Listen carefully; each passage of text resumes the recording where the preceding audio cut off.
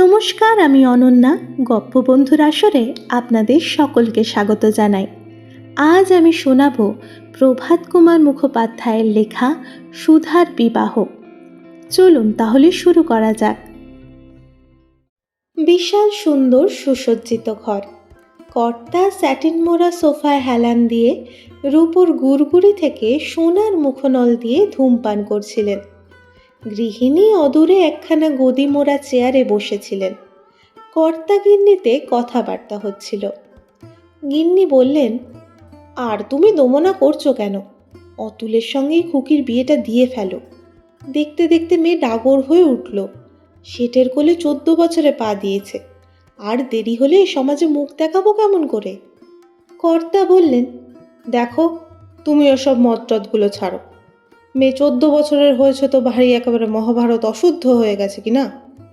গিন্নি বললেন, আবার কি, হিঁদুর ঘরের আইবুড়ো মেয়ে 14 বছরের হলে মহাভারত অশুদ্ধ হয় না? কর্তা বললেন, কুয়োর ব্যাং, কুয়োয় বসে আছো, দুনিয়ার খবর তো রাখো না। বিলেতের আমেরিকার বড় বড় ডাক্তারদের আজকাল মতেই যে 16 বছরের কমে কখনোই মেয়ের বিয়ে দেওয়া উচিত নয়। 16 বছরের কমে কখনোই আমি মেয়ের বিয়ে দেবো না। নির্মলার দিনই আমার মত বিশ্বাসের বিরুদ্ধে কাজ করব না, এই আমার প্রতিজ্ঞা।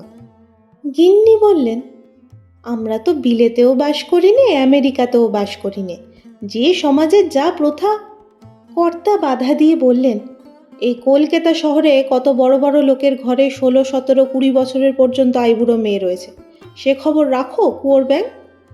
সেই জন্য তাদের কেউ কি নিন্দে করেছে, না কেউ সমাজে মুখ দেখাতে পারছে না?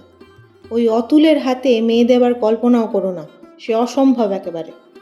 কেন অসম্ভব কিসে শুনি? অতুলকে মেয়ে দিলে মেয়ে অজাতে পড়বে না অঘরে পড়বে? অজাতে পড়বে না তা স্বীকার করছি, কিন্তু অঘরে পড়বে নিশ্চয়। তবে তোমরা অঘর বলতে যা বোঝো আমি সে অর্থে বলছি না। কি অর্থে বলছো তুমি? তাহলে বুঝিয়ে বলি শোনো। তোমার মেয়ে ধনী পিতার গৃহে আজন্ম প্রতিপালিত। ভূমিষ্ঠ হয়ে অবধি এতকাল সে যেভাবে জীবনযাপন করতে অভ্যস্ত, যে ঘরে গেলে সে সমস্ত সে পাবে না, সেই ঘরই তার পক্ষে অঘর। তোমার মেয়ে দামি জরিপার শান্তিপুরি ভিন্ন অন্য শাড়ি পরে না। একখানা শাড়ি একদিন পরা হলেই ধোবাকে ফেলে দেয়। রূপোর থালা বাসনে খেয়ে দিয়ে এমনই তার অভ্যাস হয়ে গেছে যে কাঁসার থালা বাসনে খেতে তার গন্ধ লাগে। বিদ্যুৎ পাখার তলায় না শুলে রাত্রে তার ঘুম হয় না। 2-3টে দাসী সারাদিন তার পরিচর্যায় ব্যস্ত। সে কি তোমার ওই 200 টাকা মাইনের অতুল মাস্টারের ঘরে গিয়ে মিলের শাড়ি পরে বাঁট পেতে কুটনো কুটতে পারবে, না শিল পেতে বাটনা বাটতে পারবে, না কয়লা ধরিয়ে ভাত রাঁধতে পারবে? গিন্নি নীরবে বসে কিছুক্ষণ চিন্তা করলেন। তারপর বললেন, কেন পারবে নাই বা কেন? হলেই বা বড় মানুষের মেয়ে, হিঁদুর মেয়ে তো, মেম সাহেব তো আর নয়। নিজের সংসারেই নিজের স্বামী পুত্তুরকে রেঁধে বেড়ে খাওয়ানো, ঘরের কাজকর্ম করা, সে তো মেয়ে মানুষের ভাগ্যের কথা। ও যদি বলে আমি পারবো, ও যদি বলে আমি তাতেই খুশি, তবে আমরা কেন তাতে বাধা দিই? দুটিতে ভাব হয়েছে বড্ড। এ বিয়ে না দিলে মেয়ে কিন্তু তোমার অসুখী হবে, আমি তোমায় বলে রাখলাম। শুধু অসুখী বা বলি কেন, অধর্ম হবে। মেয়ে মানুষের যা প্রধান ধর্ম, সতী ধর্ম, তাতে আঘাত লাগবে।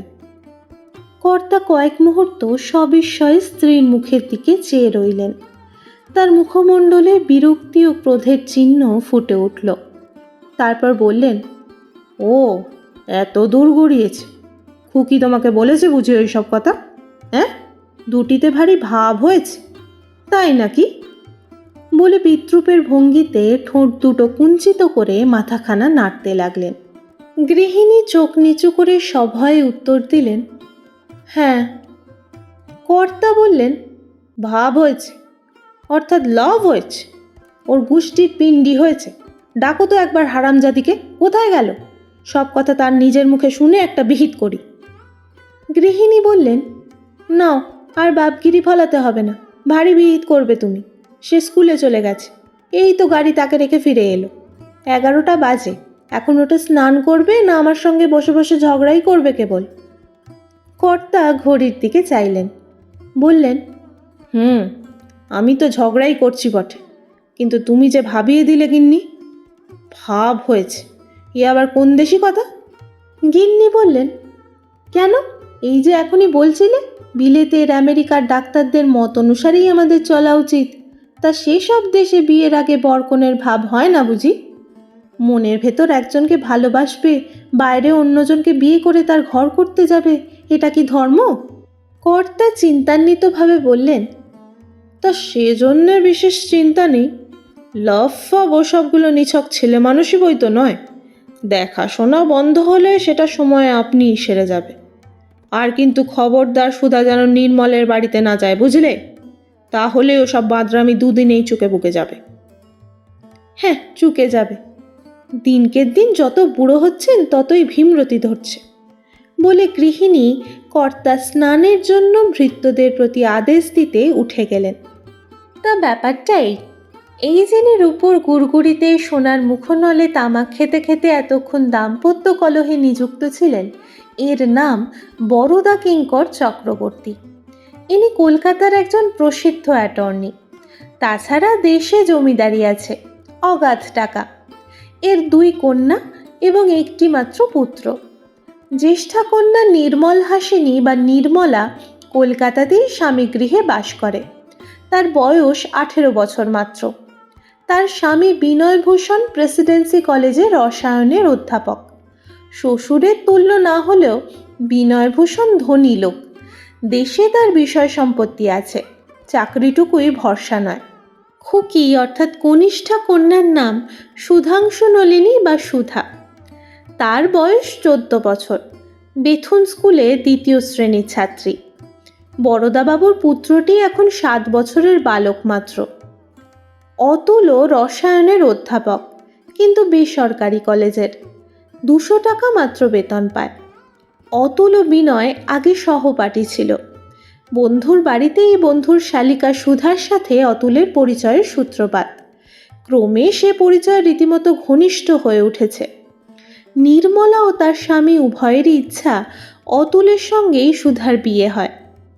অতুলের যেদিন আসবার কথা, নির্মলা সেদিন বাপের বাড়ি গিয়ে সুধাকে নিয়ে আসে।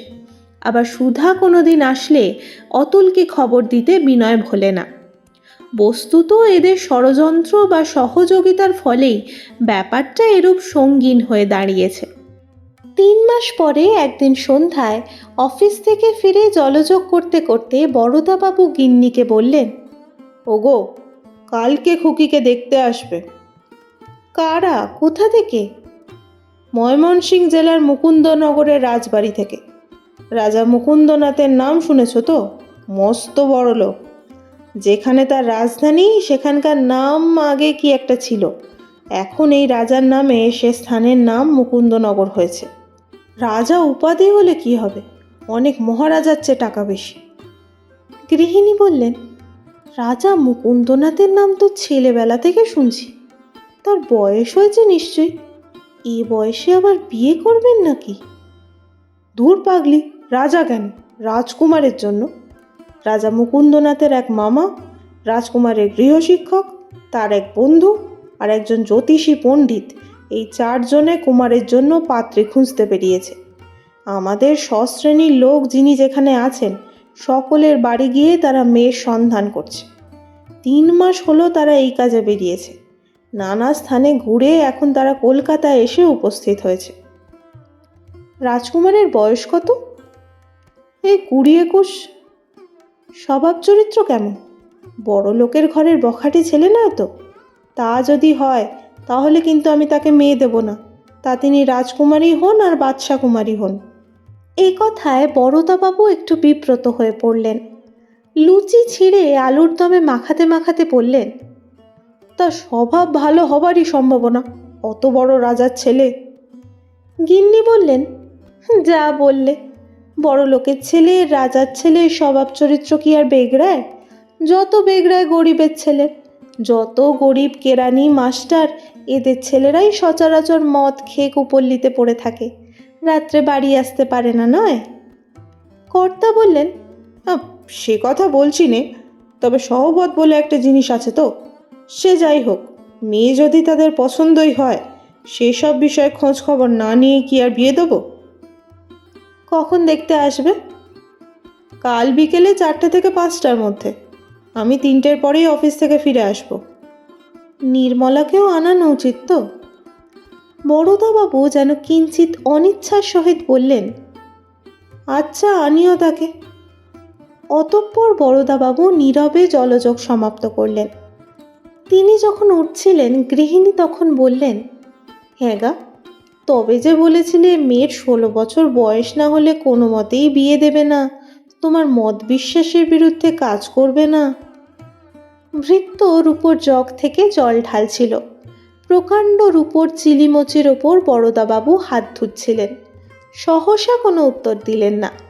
মুখ ধুয়ে তোয়ালে দিয়ে হাত মুছতে মুছতে বললেন, একসময় তাই বলতাম বটে, এখন ভেবে দেখছি এরকম একটা সুযোগ যদি পাওয়া যায়। গৃহিণী বললেন, তাহলে বলো তোমার মত বিশ্বাস কিছুই না, ওসব ভণ্ডামি মাত্র, তুমি একজন সুযোগবাদী। বড়দাবাবুর মনে হলো, সুযোগবাদী না হলে কি তিনি এত বড় একজন অ্যাটর্নি হতে পারতেন? কিন্তু সে ভাব গোপন করে মৃদু হেসে বললেন, দেখো গিন্নি, তোমায় যখন বিয়ে করে এনেছিলাম তখন তুমি ক খও চিনতে না। নিজে রাত জেগে মাস্টারি করে তোমায় লেখাপড়া শিখিয়েছিলাম, তার কি এই প্রতিফল? কেন? নইলে আজ তুমি আমায় এমন সাধু ভাষায় গালাগালি দিচ্ছ। কখন আবার আমি তোমায় গালাগালি দিলাম? কেন, শালা না বললে কি গালাগালি হয় না? ওই যে তুমি আমায় সুযোগবাদী বললে, সেটা বুঝি গালাগালি হয়? ভয়ঙ্কর! তুমি যদি পরিবার না হয়ে খবরের কাগজের সম্পাদক হতে, তাহলে আমি তোমার নামে মানহানির নালিশ করে দিতাম। সেই রাত্রিতেই সুধা শুনল রাজবাড়ির লোকে তাকে দেখতে আসবে। শুনে তার প্রাণে বড়ই ভয় হলো। এই 3 মাস ধরে অতুলের সাথে তার কোনো যোগাযোগ নেই। বাবার আদেশে দিদির বাড়ি যাওয়া তার বন্ধ হয়ে গেছে। তবে দিদি মাঝে মাঝে আসে বটে এবং দিদির কাছ থেকে অতুলের সংবাদ পায়। দিদির মধ্যস্থতায় অতুলের সঙ্গে গোপনে চিঠি চালাচালি করার অভিলাষও প্রকাশ করেছিল, কিন্তু নির্মলা তাতে রাজি হয়নি। বলেছিল, না ভাই, কি জানি, বাবা যদি শেষ পর্যন্ত মত নাই করেন, সেসব তুই ভুলে যাওয়ারই চেষ্টা কর। সুধা বলেছিল, দিদির যেমন কথা, চেষ্টা করলেই বুঝি মানুষকে মানুষ ভুলতে পারে। সেই রাতে নিজের শোয়ার ঘরে প্রবেশ করে আলো নিভিয়ে বিছানায় বসে সুধা প্রথমটা খানিক কাঁদল। তারপর আলো জ্বালিয়ে নিজের আলমারি থেকে অতুলের ফটোগ্রাফখানা বার করে অনেকক্ষণ ধরে সেখানা দেখল। শেষে আলো আবার নিভিয়ে অতুলের ছবিখানা বালিশের তলায় রেখে মনে মনে দেবদেবীগণের কাছে প্রার্থনা করতে লাগলো। হে মা কালী, হে মা দুর্গা, হে বাবা মহাদেব, হে বাবা জগন্নাথ, তোমাদের চরণে কোটি কোটি প্রণাম। রাজবাড়ির সেই পাজি ছুঁচোগুলো আমায় যেন পছন্দ না করে, আমায় যেন তারা বিষ নয়নে দেখে। আমি তোমাদের সবাইকে পুজো দেব, আমায় তোমরা রক্ষা করো, রক্ষা করো, রক্ষা করো। আজ রাতে সুধার ভালো ঘুম হলো না। মাঝে মাঝেই জেগে ওঠে আর দেবদেবীর চরণে আগের মতোই প্রার্থনা করতে করতে আবার ঘুমিয়ে পড়ে। অতুলের ছবিখানা দেখতে ইচ্ছে হয়, কিন্তু ভয়ে আলো জ্বালাতে পারে না, কারণ পাশের ঘরেই মা শুয়ে আছেন এবং মাঝের দরজা খোলাই থাকে। আগে কতবার রাত জেগে নভেল পড়তে গিয়ে ধরা পড়ে মার কাছে বকুনি খেয়েছে। আজ এমন করেই রাত পোহালো। বেলা 1টার সময় নির্মলাকে আনবার জন্য গাড়ি পাঠানো হলো। 2টোর মধ্যেই নির্মলা এসে পৌঁছল। রাজবাড়ির লোকেরা যথাসময়ে এসে কন্যা দেখলেন। জ্যোতিষী মহাশয় প্রথমে সুধার কোষ্ঠীখানা পরীক্ষা করে অভিমত প্রকাশ করলেন যে মেয়েটি সুলক্ষণা বটে। রাজামশায়ের মামা বললেন, বড়দাবাবু, এতদিনে আমাদের ভ্রমণ শেষ হলো। 4 মাস ধরে আমরা নানা স্থানে মেয়ে দেখে বেড়াচ্ছি, কিন্তু আপনার মেয়ের মতো এমন সুন্দরী সুলক্ষণা মেয়ে আমরা কোথাও পাইনি। রংটার উপরেই রাজা বাহাদুরের বিশেষ রকম ঝোঁক। আপনার এই মেয়ের মতো বা এর চেয়েও সুশ্রী মেয়ে যে আমরা দেখিনি তা নয়, তবে গায়ের এমন বর্ণটি আর কোথাও পাইনি। যাকে শাস্ত্রে আলিগড়ি বলে, এ মেয়ে তাই। এ মেয়েই আমাদের পছন্দ। আজ রাত্রেই আমরা দেশে ফিরব। রাজা বাহাদুরকে রানীমাকে গিয়ে সব কথা বলি। কুমার বাহাদুর হয়তো নিজে এসে একবার দেখতে চাইবেন। তারপর শুভ কার্যের দিন স্থির করা যাবে। যদি অনুমতি করেন আজ তাহলে আমরা উঠি। বিবাহ পরীক্ষায় মেয়ের এই উচ্চ অনার্সের সাথে পাশের সংবাদে বরদাবাবু আনন্দে বিহ্বল হলেন। কিঞ্চিত মিষ্টি মুখ করে যাবার জন্য এদের অনুরোধ করতে লাগলেন। আগে থেকেই বিলক্ষণ আয়োজন চলছিল। শুধু মিষ্ট রসে নয়, সর রসে রসনা পরিতৃপ্ত করে আগন্তুকগণ বিদায় গ্রহণ করলেন। গৃহিণীও আনন্দিত হলেন। এই 3 মাসে তার মনে ধারণা জন্মেছিল যে সুধা অতুলকে ভুলেছে। মেয়ে রাজরানী হবে, এ সংবাদে কোন মা না আনন্দিত হবেন। সুধার কিন্তু কেঁদে কেঁদেই রাত্রি কাটল। অবশেষে সে মনকে এই বোঝালো যে দেবদেবীগণ সমস্তই মিথ্যা, তারা কেউ তার কথা শুনবে না। কুমার বাহাদুর কবে সুধাকে দেখতে আসবেন এই চিন্তায় বরদাবাবু দিবানিশি ব্যস্ত হয়ে রইলেন। সপ্তাহান্তে মুকুন্দনগর থেকে চিঠি আসলো। রাজার মামা লিখেছেন, আমরা ফিরে এসে রাজা বাহাদুর ও রানীমার কাছে আপনার কন্যার বিষয়ে সবিশেষ বর্ণনা করেছি। শুনে তারা অত্যন্ত খুশি হয়েছেন। কুমার বাহাদুর যাবেন না, তবে রাজা বাহাদুর স্বয়ং একবার গিয়ে কন্যাকে দেখবার ইচ্ছা প্রকাশ করেছেন, কিন্তু এখন তিনি রাজকার্যে অত্যন্ত ব্যস্ত থাকায় বোধহয় আগামী মাসের পরই কলকাতায় যাত্রা করতে পারবেন। সুতরাং রাজা বাহাদুরের আসার এখনো প্রায় 1 মাস দেরি আছে জেনে বরদাবাবু আবার নিজের কাজকর্মে মনোসংযোগ করলেন। এদিকে অতুলবাবু তার বন্ধু বিনয়বাবুর মুখে বরদা ভবনের সকল সংবাদই পুঙ্খানুপুঙ্খভাবে পেয়ে থাকেন। মুকুন্দনগর রাজবাড়ির লোকেদের মেয়ে দেখার কথা, গাত্রবর্ণ সম্বন্ধে রাজা বাহাদুরের বিশেষ ঝোঁকের কথা এবং 1 মাস পরে রাজা বাহাদুর যে স্বয়ং কন্যা দেখতে আসবেন সে সংবাদও পেলেন। 2 বন্ধুতে অত্যন্ত গোপনে কি পরামর্শ চলতে লাগলো। অতুলবাবু প্রতিদিন নিজের কলেজের পর প্রেসিডেন্সি গিয়ে বিনয়বাবুর রসায়নাগারে 2-3 ঘন্টা করে কাটাতে লাগলেন। দুজনেই রসায়ন শাস্ত্রে সুপণ্ডিত। দুজনে মিলে কী সব রাসায়নিক পরীক্ষা করতে লাগলেন তা তারাই জানেন। সপ্তাহখানেক দুজনে প্রেসিডেন্সি কলেজে বসে এইভাবে বৈজ্ঞানিক পরীক্ষা চালালেন। তারপর একদিন নির্মলা কিসের একটা শিশি শাড়ির মধ্যে লুকিয়ে বাপের বাড়ি গিয়ে বোনের হাতে সেটা দিল। চুপি চুপি কী সব উপদেশও তাকে দিয়ে আসলো। সুধা শিশিটা নিজের আলমারির মধ্যে লুকিয়ে রাখল। এর কয়েকদিন পরে সন্ধ্যের পর কর্তাগিন্নিতে কথাবার্তা চলছিল। রাজা বাহাদুরের আসবার তো আর বেশি দেরি নেই, 1 সপ্তাহ মাত্র। মেয়ে দেখে তবে বিয়ের দিন স্থির হবে। সে বিষয়ে যদি মতামত জিজ্ঞাসা করেন তবে তাকে কি বলা যাবে এ সম্বন্ধে বরদাবাবু তার স্ত্রীর মতামত জানতে চাইলেন। গিন্নি বললেন, দিন স্থির তো করবে, কিন্তু মেয়ের ভাবভঙ্গি দেখে আমি যে মোটেই সাহস পাচ্ছি নে। কেন, কি ভাবভঙ্গি দেখলে? সেদিন তারা এসে মেয়ে দেখা অবধি ও যেন কেমন মন মরা হয়ে থাকে।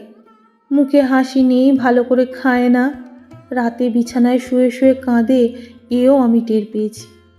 দেখছো না কীরকম রোগা হয়ে যাচ্ছে, ভেবে ভেবে বাছার আমার সোনার বরণ কালি হয়ে যাচ্ছে।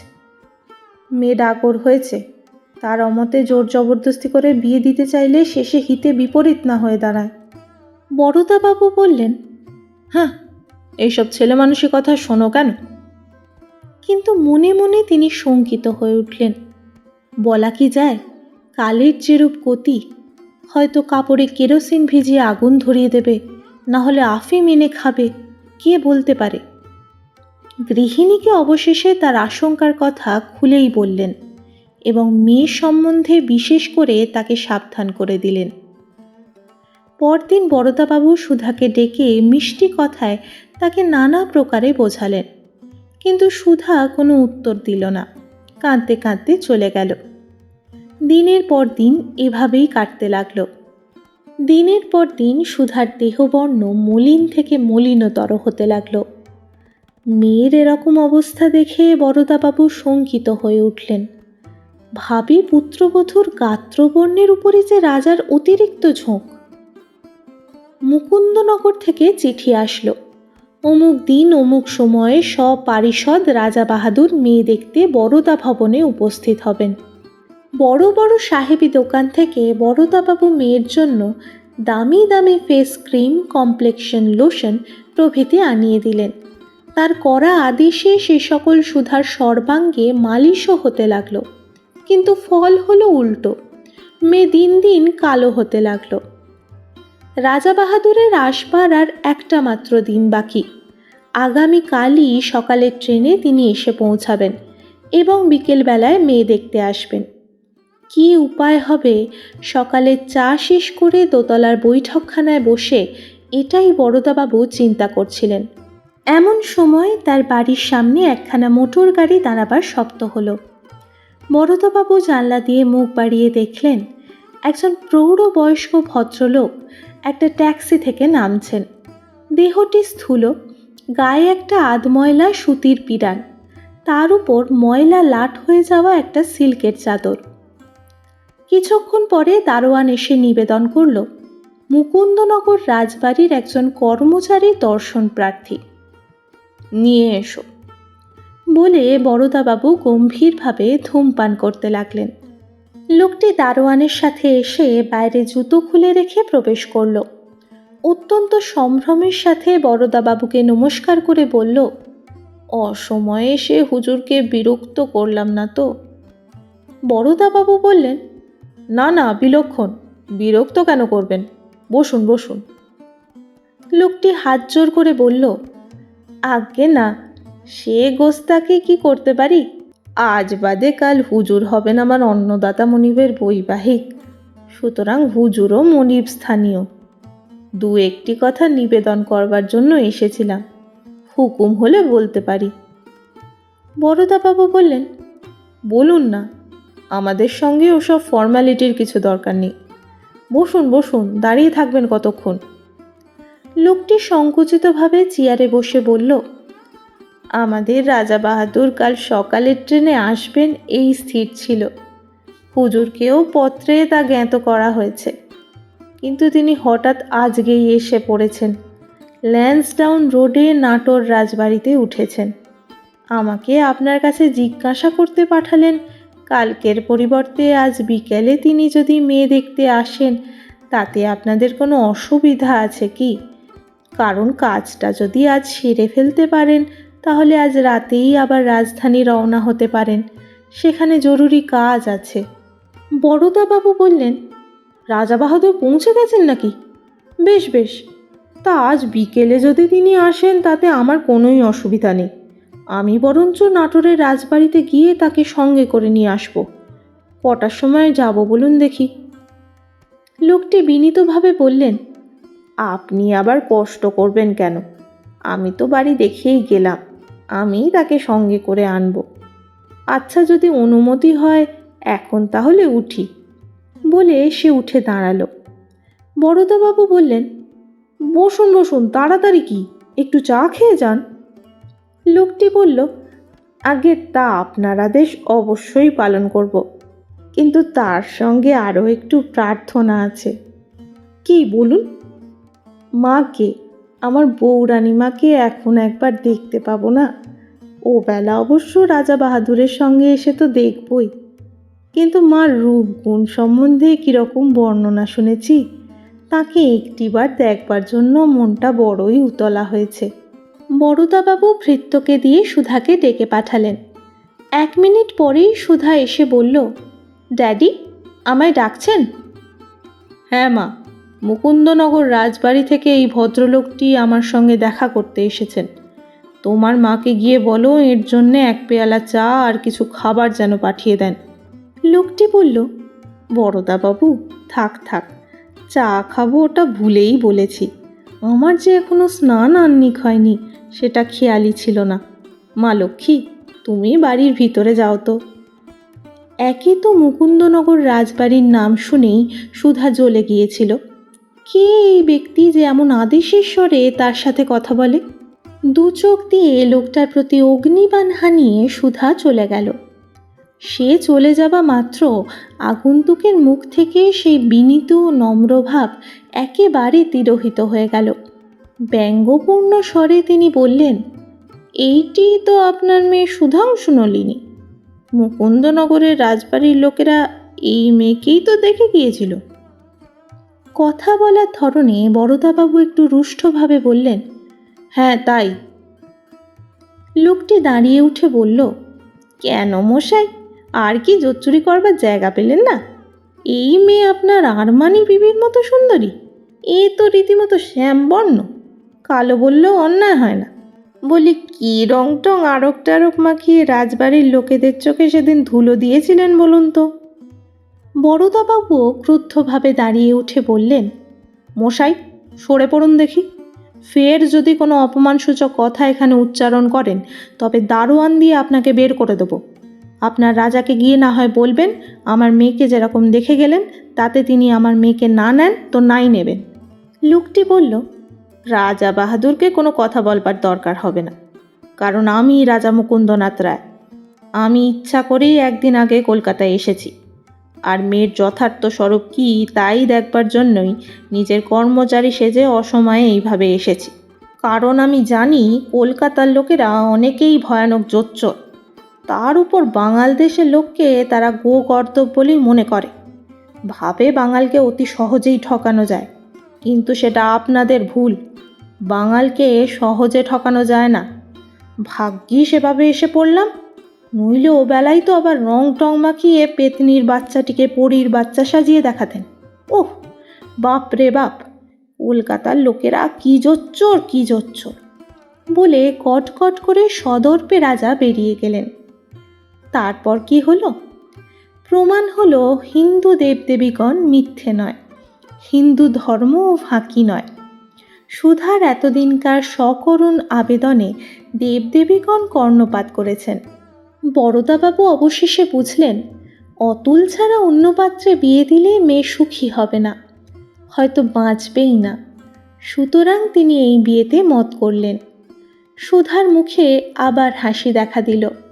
দিদির দেওয়া সেই আরকের শিশিটা খালি হয়ে গিয়েছিল, আর তা ভর্তি করিয়ে আনানোর প্রয়োজন হলো না।